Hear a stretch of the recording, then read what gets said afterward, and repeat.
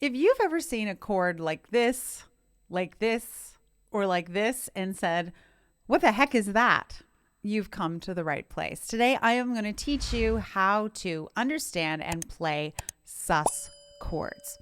First, we want to figure out what the heck is sus mean. Sus is short for suspended or suspension, okay? A suspended chord is a chord in which the third of the chord is omitted and replaced with a different note. And so I'm going to show you the three main sus chords that we see in most styles of music.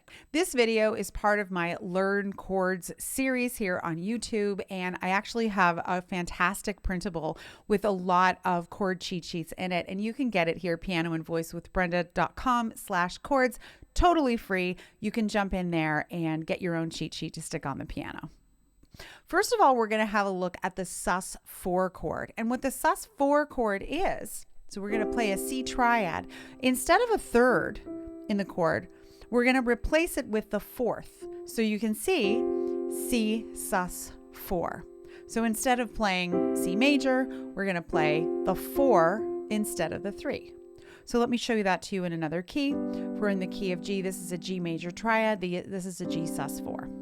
Okay.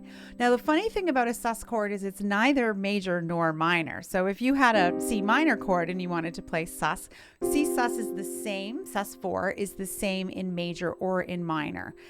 You frequently will see sus chords as a way to like resolve. You'll hear that kind of thing, right? And it also shows up a lot in pop music. It has a really, really open sound, and it definitely has kind of an ambiguous quality, which is great. And it also has a little bit of tension because you've got that whole step in there. All right. So if I were you and I wanted to learn my sus chords, I would go through and I would play my major triad to sus4 back to major triad. And you could practice that through the circle of fifths if you wanted to. You could also practice going from the minor triad to the sus4.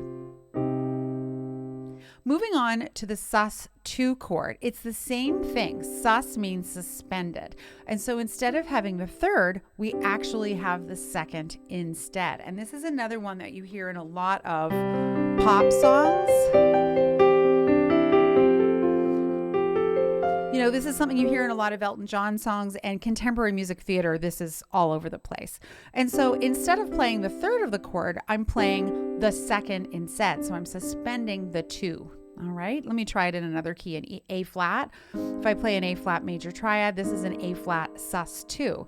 And again, with this one, you could decide to practice playing from the major triad to the sus2, back to the major triad. You could practice that through the circle of fifths to get it under your fingers and also get it into your ear.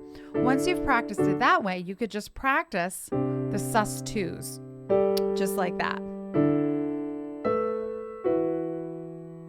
So now we're going to have a look at C7 sus4. Now, this is the same kind of idea where we're suspending the 4 instead of the 3. So if I were to play a C7 chord, 1, 3, 5, 7, and then I were to replace this third with the fourth, that's C sus4, like that, okay? And this is another one that you might hear. Right, you might hear something like that. Shows up a lot. You see it in a lot of R&B, Stevie Wonder, Marvin Gaye. You'll hear a lot of dominant 7 sus chords.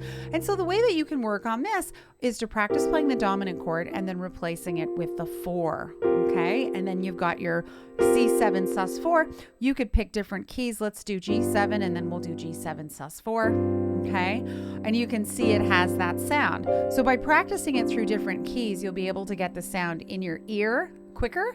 And you'll also have a chance to, just when you see it, you'll be able to know what to play.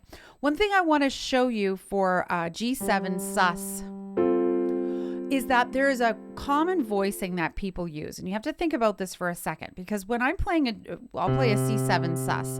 And if I play the 7th and the 4, if I fill in this D here, then what I'm playing is a common voicing that you hear for C7 sus4. And you'll see written right over here, it says C9 sus4, because this note in here is actually the ninth.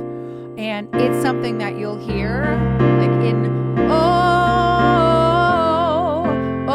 mercy, mercy me, right? And at the very beginning, that's what you'll hear, right? Is you hear that dominant 7 sus. And so in order to play this voicing, which again is super common, you can think about this. This is just a B flat triad with a C in the bass, right? So how would I remember that? Well, the B flat is a whole step lower than the C.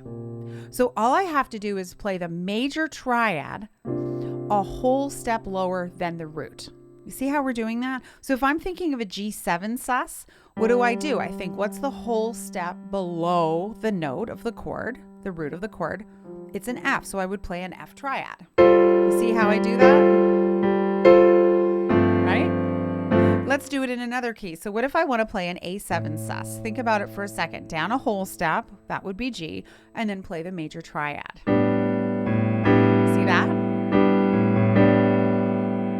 Once you've got these concepts worked out, I highly recommend that you take some time and practice them around the circle of fifths. The circle of fifths is a great way to practice because it's all organized, all of the keys.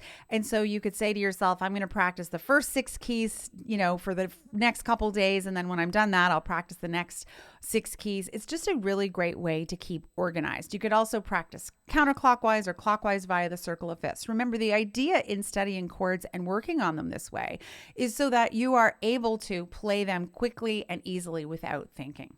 So when it comes to sus, just remember this. Sus is for suspended. And what it means is that if it's a sus4, you're going to be playing the 4 instead of the 3 of a major or minor chord. And if it's a sus2, then you're going to be playing the 2 instead of the major or minor third, whatever chord you're on. For the dominant 7th sus, you can think of it as, again, replacing the 3 of the chord with a 4. Or you could think about, for a dominant 7 sus, playing a major triad a whole step down from the root. I hope this quick tutorial was helpful for you today. If it was, make sure you leave me a big thumbs up and leave a comment below. Let me know what other questions about music theory or piano skills you might have. I want to invite you to check out my website, pianoandvoicewithbrenda.com. There you can have access to all kinds of terrific resources, and you can learn more about how to work with me, either by taking a private lesson via Zoom, or better yet, by joining my all-inclusive online membership, The Versatile Musician. Don't forget to get your free chords download if you want to have a cheat sheet that you can keep on the piano. Thanks for watching. I'll see you next time.